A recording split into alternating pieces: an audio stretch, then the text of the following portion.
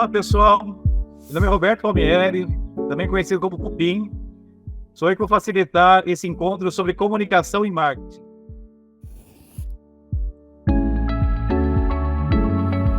É um prazer para mim estar com vocês aqui. Acompanhei o senhor dos meus colegas e essa formação é interessantíssima.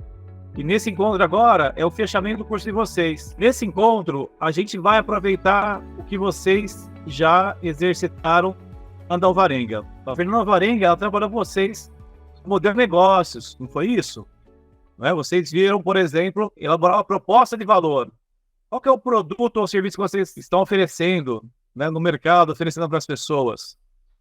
E com a Fernanda, vocês também definiram um segmento de cliente. Não é isso? Pensar para quem que é o meu alvo, quem que eu estou direcionando esse produto ou esse serviço. Vocês também viram com a Fernanda sobre os canais, né? Qual canal que eu vou usar para chegar até esse cliente? O plano de negócio, você tem um produto, uma proposta de valor, um produto que tem seus diferenciais, tem uma história, ele contribui com a conservação do ambiente natural, contribui com a valorização de uma cultura, né? Tudo isso está no produto de vocês. Vocês selecionaram junto com a Fernanda um público e também falar sobre canais. Como, então, o grupo de vocês chegar até esses canais? Ela comentou com vocês sobre, pode ser uma loja, um espaço físico, pode ser por meio das redes sociais, pode ser o marketing usando a mídia. Bom, e agora, o que a gente vai ver, pessoal? Nós vamos aproveitar isso que vocês já discutiram, então, no encontro anterior com a Fernanda, e agora a gente vai aprofundar em detalhes e trabalhar nesse canal de comunicação. Como, então, chegar para quem nós selecionamos aí como o cliente, segmento de clientes. O segmento de clientes, pessoal, é muito amplo.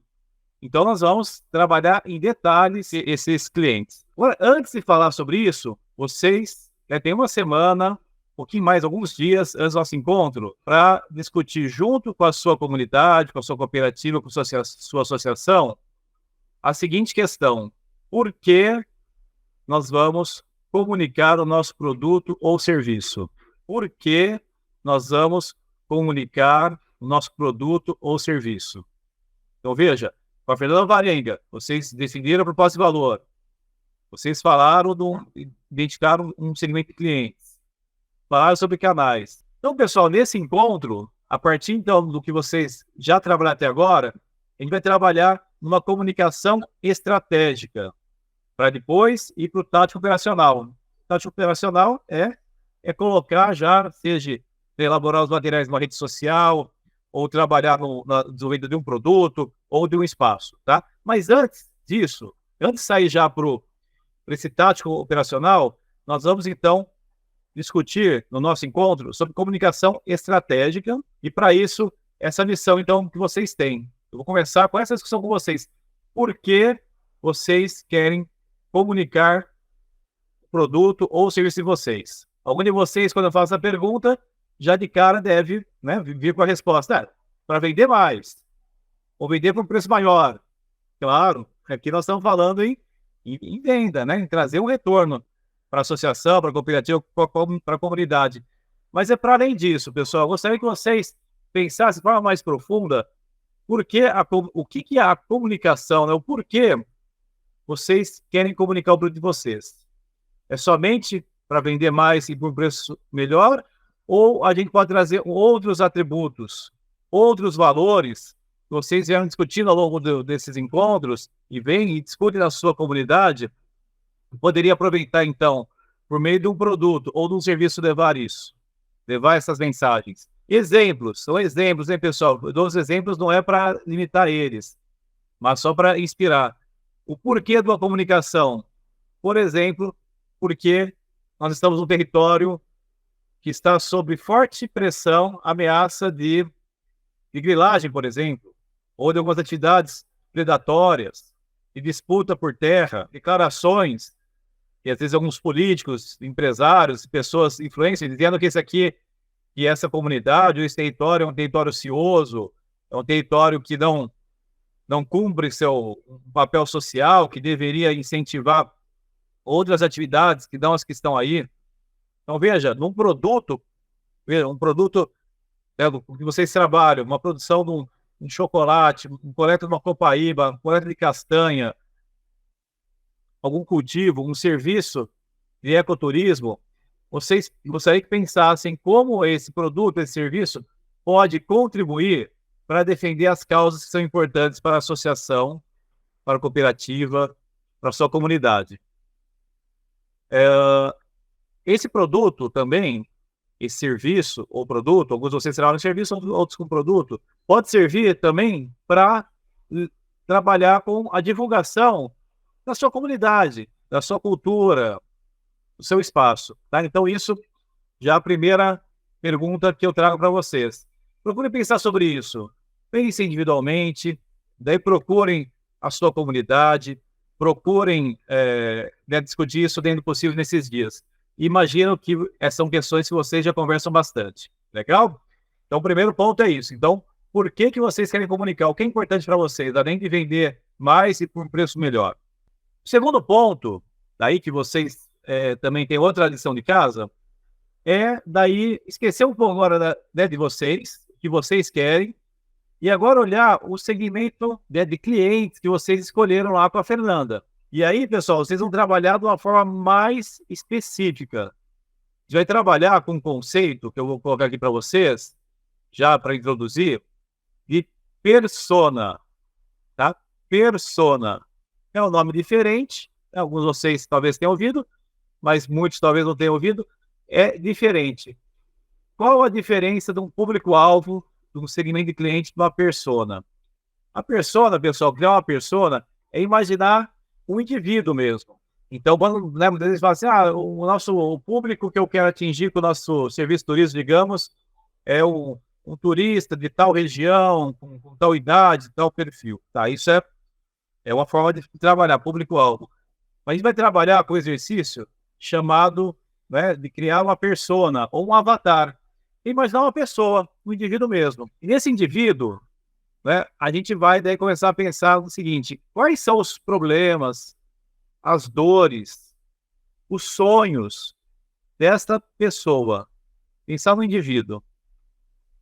E como é interessante fazer isso, pessoal? Lidar com escolha uma pessoa que vocês acham que é aquela pessoa com quem vocês, a associação, a cooperativa de vocês, mais quer lidar. Não quero dar muito exemplo para não induzir. Pensem num indivíduo, uma pessoa que vocês queiram focar os esforços de vocês em comunicação. Quando vocês pensarem nessa pessoa, daí veja, o que eu estou construindo com vocês aqui partiu do porquê é importante para vocês a comunicação. Vocês têm um produto, têm um serviço, tem uma proposta de valor associada a isso, vocês já trabalharam, e agora a gente vai começar a olhar esse indivíduo, essa pessoa. Quando a gente fala, por que eu estou trabalhando com a ideia de persona? Porque quando a gente fala em público-alvo, fica algo um pouco abstrato, né, Pedro? Algo assim que abstrato, todo mundo entende que é abstrato, aqui dá coisa assim, tá, é um público-alvo, é um pouco disperso, é um segmento ali, é um grupo de pessoas e tal. Mas eu quero transportar vocês para o exercício que as empresas trabalham muito, isso aqui não é algo que as empresas trabalham muito, é pensar no indivíduo. Por quê? Porque a comunicação, seja uma rede social, seja pela mídia, seja uma loja, é feita de pessoa para pessoa. Essa é a força da comunicação. Quando você pensar nessa pessoa, imaginem essa pessoa, e se tiver oportunidade, o ideal é conversar com essa pessoa. Então, se nessa semana você estiver em contato com alguém que é um cliente ideal para você, fala, poxa, esse é um cliente que a gente prioriza aqui, que a gente gostaria de ampliar nossas vendas, né, a venda do nosso serviço, nossos produtos para ela. Perguntem para ela o que é. O que te interessa mais um produto? O que é mais importante para você num produto? Pergunte isso. O que você mais consome no seu dia a dia? Quais são os seus valores? O que é importante para você? É importante escutar, né? Escutar mais coisas do tipo, essa pessoa tem alguma importância o fato desse produto, esse serviço, ele vir de uma comunidade? É importante ouvir, né, com a cabeça aberta. Ou é importante o fato de vir de uma área de conservação, uma área protegida? Algumas de vocês trabalham em áreas protegidas, né? Isso tem alguma importância? É importante E vocês tiveram uma discussão sobre gênero, né? Algo bastante importante para todos nós aqui, né? Todos que participam, para o EB, para mim. E para o consumidor, ele se interessa por isso, saber que tem mulheres envolvidas no processo? O que é importante para ele? Porque, olha lá, pessoal, aqui acompanhando o raciocínio comigo. Você, né? Se a gente consegue entender o que é importante para ele, a gente pode, daí, a partir disso, o que é o sonho dele, o que lhe dá mais valor, é que a gente vai construir a nossa comunicação. Tá? Então, por isso, né, essa é o segundo elemento que eu precisar que vocês levantem para daí se trabalhar numa comunicação bem assertiva, uma comunicação que chegue bem para esse público nosso. E aí eu vou aproveitar o que o Laércio, lá atrás, né, o Laércio discutiu com vocês sobre certificação, sobre marca, sobre selo. E vocês lembram, é o que ele falou que quanto menos é mais. No seguinte sentido, ao invés de ficar falando assim, o nosso produto conserva a Amazônia, tem que ter uma cultura associada, valoriza o trabalho das mulheres, resgata tradições antigas, ancestrais, a gente fala um monte de coisa. Isso, né, são coisas todas importantes para nós, pode ser importante para o nosso cliente, mas na comunicação isso atrapalha. Então, se a gente conseguir pegar a essência, o que realmente é decisivo do nosso cliente comprar o nosso produto, a gente consegue ter uma comunicação muito mais eficiente, chegar até ele. O Larry falou isso, né? É melhor, se conseguir um atributo só, é melhor.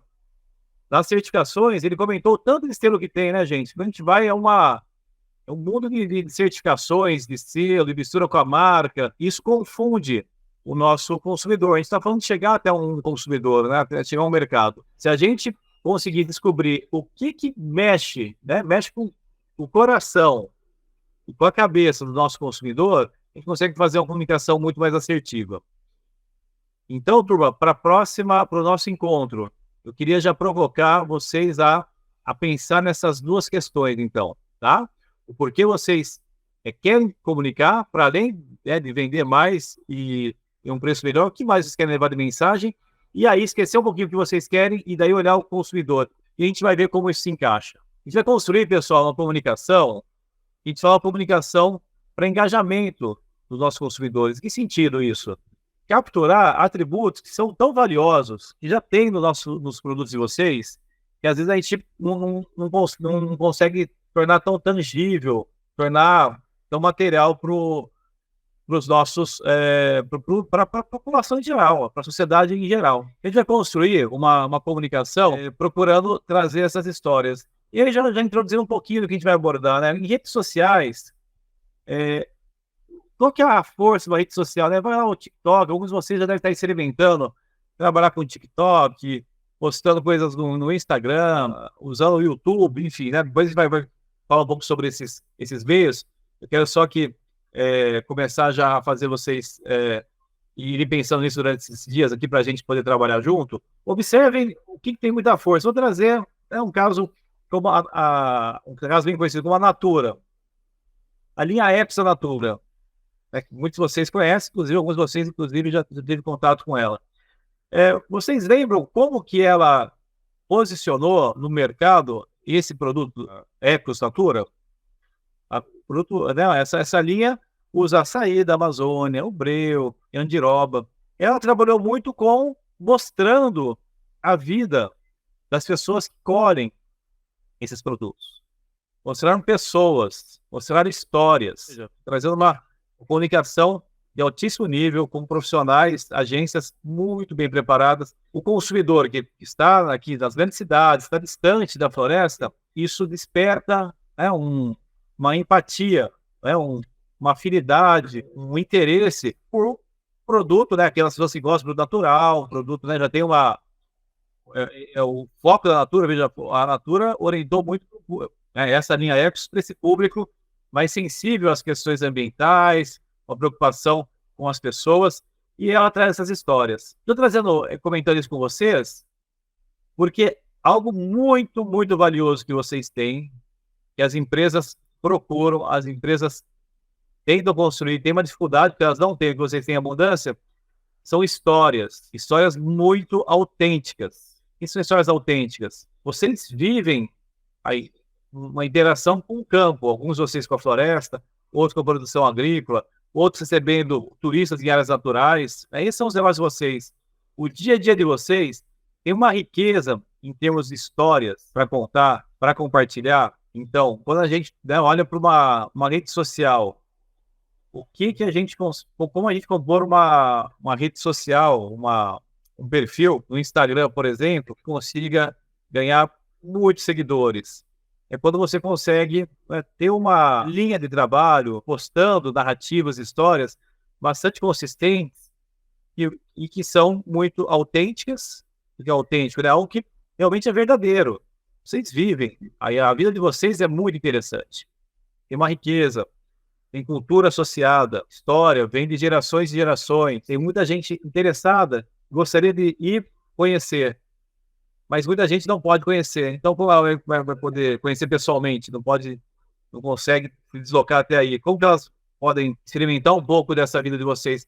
Acompanhando perfis no Instagram, por exemplo. Como construir isso? De uma forma bastante, né, autêntica, contando esse dia a dia e com uma linha de trabalho bastante focada. Então, por exemplo, se é um coletor de castanha, vou dar um exemplo. Como que é a vida desse coletor de castanha? A saída dele, o dia a dia né, o que esse castanheiro diz, o que ele come. A pessoa se interessa por isso. Pô, qual que é a alimentação, o dia a dia? Como é a comunidade? Como é que funciona, né, o dia a dia de uma associação, né, em locais que a maior parte dos brasileiros e do mundo não conhece e escuta muita coisa distorcida. Então, como a gente pode ir narrando isso? A saída para o campo, quando vai fazer uma coleta, como é que funciona isso? Sai sozinho? Sai o casal? Sai a família? Sai em grupo? Dorme na floresta quando faz a coleta? Ou vai e volta? O transporte para carregar as toneladas de castanha quando colhe? Trazendo castanha como só um exemplo, né? Cada um tem o seu produto. Quando a gente olha os perfis e tem muito sucesso, né, consegue muitos seguidores, é quando ele consegue construir e trazer as narrativas, essas histórias, que são muito especiais e muito autênticas. Quem é a melhor pessoa para contar sobre a vida de um castanheiro? É o próprio castanheiro, ou a mulher castanheira, coletora de castanha, né? Narrando. Os jovens, fala assim, como que um jovem que vive, né, numa determinada comunidade passa o seu dia a dia, o que faz no final de semana, o que faz durante a semana, como interage, tá? Eu queria, nessa primeira conversa com vocês, trazer um pouco do que a gente vai abordar. Gostaria que vocês se preparassem para isso, né? Então, pensem nessas questões. Quem são vocês? Né? O que vocês têm de autêntico, de especial, que poderia trazer as narrativas? O porquê vocês querem comunicar? Vocês querem contar essas histórias? As histórias são algo importante para valorizar uma cultura, tirar ideias equivocadas? Vocês têm interesse? Que ideias equivocadas aí as fake news ou as ideias distorcidas sobre a vida de vocês está na mídia, que poderia utilizar os produtos e serviços de vocês para trazer isso, e isso alavancaria o mercado, né? Ganharia um engajamento, né? Concluindo aqui essa minha introdução, é o que a gente fala de engajar o consumidor. Por que um consumidor vai preferir, por exemplo, comprar o chocolate de determinada comunidade? Com tanto chocolate na prateleira, por que ele vai preferir fazer turismo em determinada localidade e com um guia local e base comunitária? Por que não, né? A ideia é que um guia, uma pessoa que estudou turismo, preparada, que está mais acostumado, talvez a cabeça dele, a lidar com o turista, né? Enfim, uma pessoa que já veio da cidade, sabe como o pessoal da cidade pensa. Por que as pessoas não é a mais indicada? Por que você, como um guia local, um guia comunitário, pode trazer algo único, autêntico, uma experiência incrível? Então, isso na comunicação é que a gente vai desenvolver junto com vocês. Bom, então eu encerro essa nossa videoaula preparatória do nosso encontro. No dia 29 de setembro, estaremos juntos.